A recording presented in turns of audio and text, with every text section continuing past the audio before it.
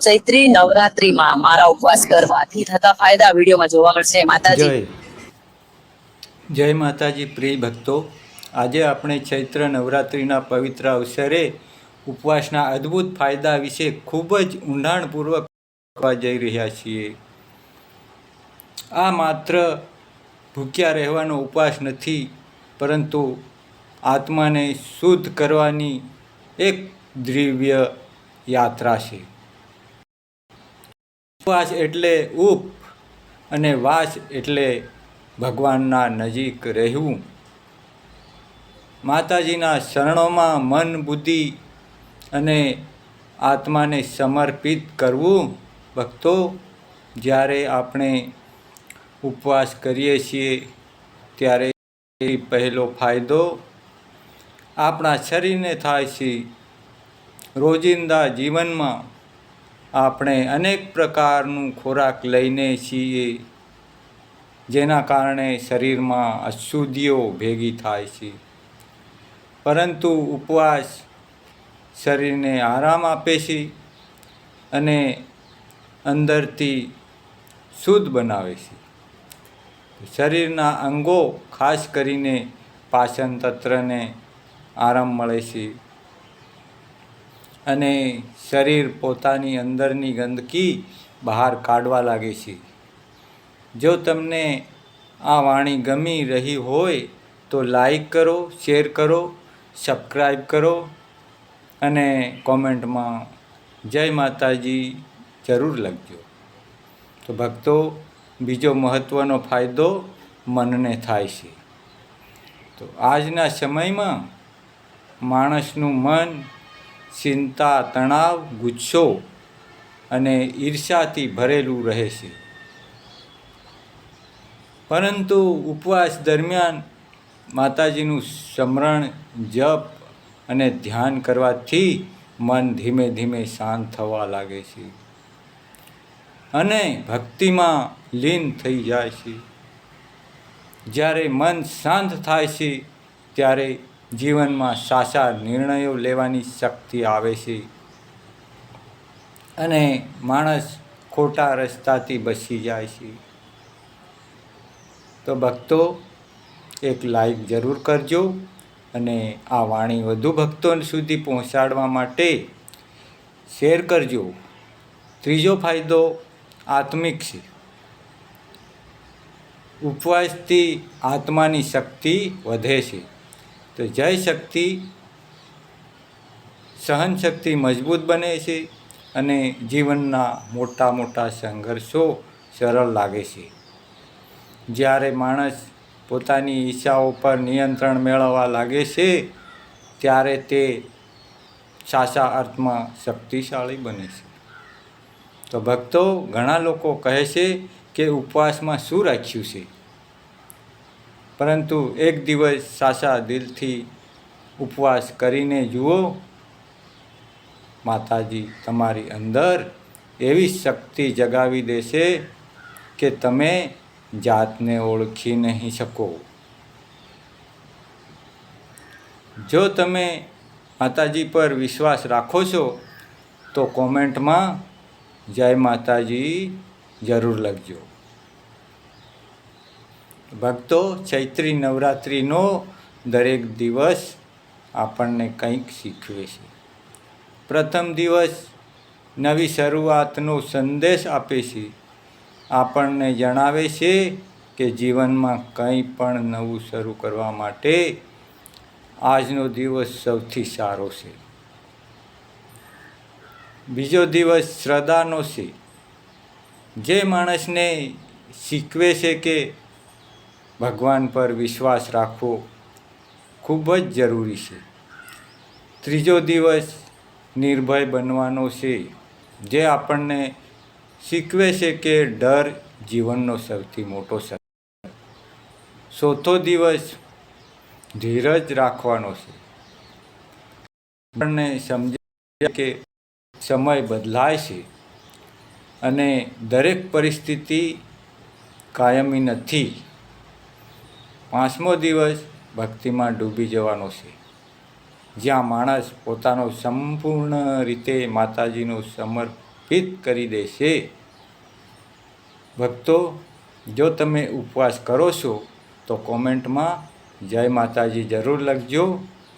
6ઠ્ઠો દિવસ મન પર કાબુ મેળવવાનો છે. કારણ કે મનને જીતવું એટલે આખી દુનિયા જીતવી. 7મો દિવસ અહંકાર છોડવાનો છે. કારણ કે અહંકાર માણસને ભગવાનથી દૂર લઈ જાય છે. 8મો દિવસ વિશ્વાસનો છે. તો જ્યાં ભક્ત અને ભગવાન વચ્ચેનો સંબંધ મજબૂત બને છે. અને 9મો દિવસ સંપૂર્ણ સમર્પણનો છે.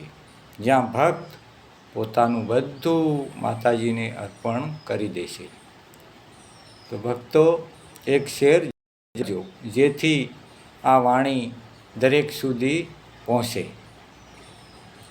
ભક્તો, જ્યારે તમે ઉપવાસ દરમિયાન માતાજીની દીવો છો ત્યારે માત્ર દીવો જ નહીં, તમારું ભાગ્ય પણ પ્રગટે છે. જ્યારે તમે જય માતાજી બોલો છો ત્યારે માતાજી તમારા અવાજને સાંભળે છે, તમારા દરેક દુઃખને સમજે છે. ઘણી વખત આપણને જીવનમાં થાકી જઈએ છીએ, દુઃખોથી ઘેરાઈ જઈએ છીએ અને લાગે છે કે હવે કોઈ રસ્તો નથી. પરંતુ ભક્તો, માતાજીની પાસે જાઓ અને એકવાર દિલથી રડીને જુઓ. આંખમાંથી નીકળેલા આંસુ માતાજી સુધી સીધા પહોંચે છે. જો આ વાત તમારા દિલને સ્પર્શે છે તો લાઈક કરો, શેર કરો અને સબસ્ક્રાઈબ કરવાનું ભૂલશો નહીં. ભક્તો, આંસુ કમજોરી નથી, આંસુ ભક્તિ છે, આંસુ પ્રેમ છે અને આંસુ માતાજી સુધી પહોંચવાનો સૌથી સરળ માર્ગ છે. એક સાચા ભક્તની ઓળખ એ છે કે તે સુખમાં પણ માતાજીને યાદ કરે છે અને દુઃખમાં પણ માતાજીને છોડતો નથી. ભક્તો, જીવનમાં કેટલાય ઉતાર ચઢાવ આવે, પરંતુ જો માતાજી પર વિશ્વાસ મજબૂત હોય તો કોઈ પણ પરિસ્થિતિ આપણને હરાવી શકતી નથી. ભક્તો, સબસ્ક્રાઈબ કરી લો જેથી આવી જ ભક્તિભરી વાણી તમને મળતી રહે. ભક્તો, આ ચૈત્રી નવરાત્રિમાં એક સંકલ્પ લો કે માત્ર ઉપવાસ નહીં, પરંતુ દિલથી ભક્તિ કરવી છે, મનથી માતાજી સાથે જોડાવું છે. રોજ થોડો સમય માતાજી માટે કાઢવો છે, તેમના નામનો જપ કરવો છે અને પોતાના જીવનમાં સકારાત્મક લાવવી છે. જ્યારે તમે સાચા દિલથી ઉપવાસ કરશો ત્યારે માતાજી તમને ક્યારેય ખાલી હાથ નહીં મૂકે. તેઓ તમારી દરેક પ્રાર્થના સાંભળશે, તમારા જીવનમાં શાંતિ લાવશે અને તમને સાચો માર્ગ બતાવશે. જો તમે માતાજી પર શ્રદ્ધા રાખો છો તો કોમેન્ટમાં જય માતાજી જરૂર લખજો. ભક્તો, યાદ રાખજો, માતાજી પાસે ક્યારેય મોડું નથી થતું. તમે એક પગલું ભરશો તો માતાજી 10 પગલું તમારી તરફ આવશે. તમારા જીવનમાં ભલે કેટલાય અંધકાર હોય, પરંતુ માતાજીનો એક દીવો આખું જીવન પ્રકાશિત કરી શકે છે. તમારો એક લાઈક કોઈ બીજા ભક્ત સુધી માતાજીનો સંદેશ પહોંચાડી શકે છે.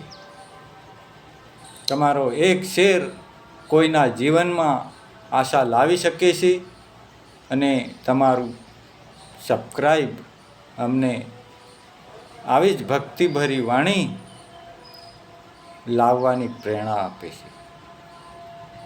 અંતમાં એટલું જ કહું, શું માતાજી પર વિશ્વાસ રાખો, ભક્તિ રાખો અને જીવનમાં આગળ વધો.